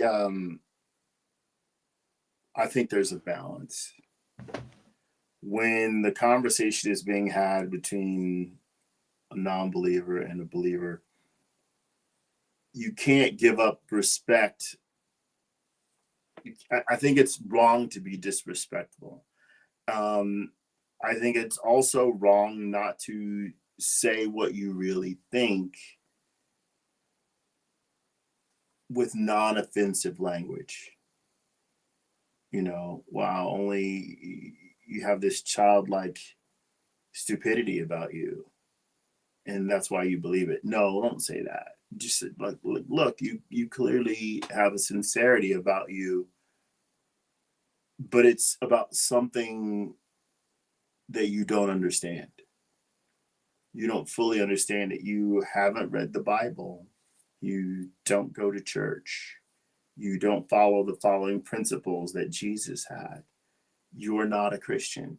What you might be is a wonderful, nice, well-meaning person, but a Christian you are not. And if that's the case, you don't have a personal relationship with Christ. You don't have the Holy Spirit looking out after you, and you don't have God looking out after you. If so, look, if you think that's the case, probably the conversation ender is demonstrate that to me right now. And when they say it can't, then maybe it isn't true. When they say I can't, then you can simply reply, maybe it isn't true. Yeah, no, that's I think that's so spot on. I'm gonna let us wrap this up. That was great. Okay. So that they can be free of this. But in religion, the rest of the people who believe like you say, yeah, no, you're right. You are hearing from him. Yeah, no, you're right. He totally showed up. Yeah, that miracle over there, it totally happened. And we attribute it to this particular God. That's why it feels so different. That's why it feels so real. That's why it's so socially acceptable for something that otherwise would be not. And Christians defend their God like fans in parasocial relationships defend the celebrity. They excuse everything away. They never expect personal responses. They make excuses when things don't line up or happen in the way that they should if that relationship were real. And it becomes so unbelievably apparent when you have that outsider perspective, which you can't get when you're still in Christianity. I know, I get it. It's so hard, but just pick any example you want. A boyfriend or girlfriend is an easy one. Not that we should be thinking of ourselves as boyfriend or girlfriend of this God, although they would have you believe you're the bride Christ. So maybe not that far off. What if your significant other never spoke to you directly, only through old cryptic letters, the Bible?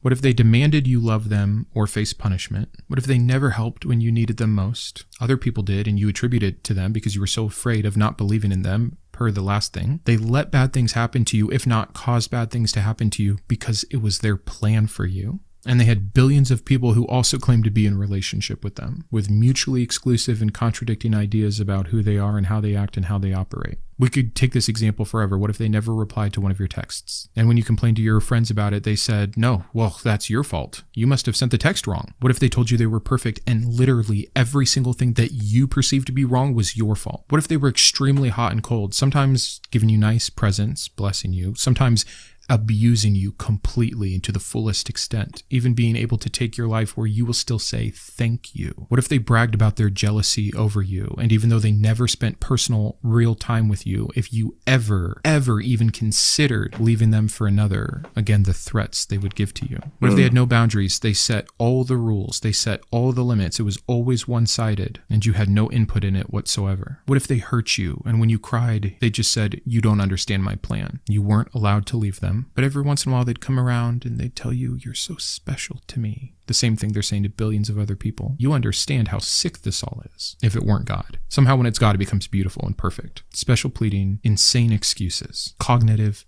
dissonance. That's how you get away with this. That's how this God, this religion, gets away with this. You'll say God works in mysterious ways. You'll say his ways are higher. You'll say he's God, he can do what he wants. As if these things explain away any of those issues I just gave. They're just how you let yourself off the hook for not dealing with reality. You can't criticize my beliefs. They're based on my relationship with God. And yet that relationship is incredibly vague, only available to you because of the source material or the tradition in history, completely subjective to where and when you are born, and indistinguishable from emotions and coincidence. A real personal relationship requires clear communication, mutual care, and tangible interaction, none of which you can have with this God. The idea of this is borrowed from scripture, shaped and reinforced by culture and religion, and contradicted by the existence of other religions. You can believe in your personal experience, you can claim personal relationship, but you cannot do so honestly, as evidence at least, for the proof of your particular God,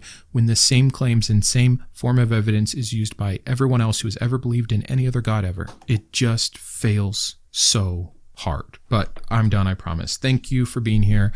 I hope sincerely that this was helpful, because I know this is. That was good. That was. I definitely think it. I definitely think it was. Helpful, especially if you hadn't thought about the issues with having a personal relationship. And I do think it's really important that he tied it to everybody's got this going on. Everybody's God is blessing them, answering prayers.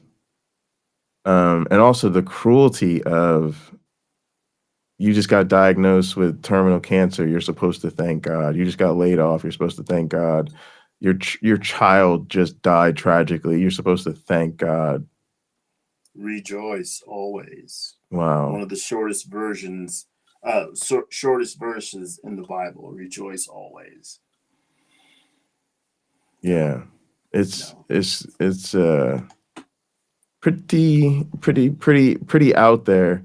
And I do also think that it's important, because to me it's almost like with Christianity and more other religions, I think it's sort of the hallmark of modern faith practice. There is a way in which the idea of proclaiming yourself a good religious person is kind of passe. People still do it. And people definitely describe other people that way. But I think largely people like to see themselves as on some spectrum from not religious to mildly religious, and focusing on what they consider to be their personal relationship with Jesus is their way of sidestepping association with what they may feel are problematic or constraining aspects of the religious practice. Mm-hmm. Yeah, so those are my closing thoughts on it. Where are you at, my one black friend? I'm going right back to they're paying for a name. They're paying for a name. What they have is no better, no greater than what everyone else has. They're just paying for the name. The self-satisfaction, not self-satisfaction long term, the self-assurance that everything is going to be all right, they're just paying for a name. God will work things out in time. Well, the rest of us who don't believe in God use the very same instrument of time in order to see if things work out. So I guess that's it for me. Yeah. And the analogy with the bags is a really good one, because there's a lot of people who pay a lot more for the authentic experience, but don't get much more functionality out of doing so. That's right. Yeah. Near zero or zero. All right, gang. Thank you, everybody, so much for tuning in. We really appreciate it. If you're watching later, please leave a comment down in the comment section and keep the discussion going. You can also join our Discord, and there should be a link in the description for Gather, which is our virtual headquarters. You can come hang out when we're not live. Also want to thank the mods and everybody that's been here for the live chat. Please do subscribe to the channel and give us a thumbs up on the way out. All of those things really do help. Also, yes. Tomorrow I'll be on Black Free Thinkers over on Skeptic Haven, so make sure you are subscribed there. And also, I'm supposed to link up with Michael Beverly soon, so hopefully we'll get that set up. Hey, Ember, it's just great to see everybody here. Appreciate y'all. We love you guys. And as always, take care of yourselves and each other. All right.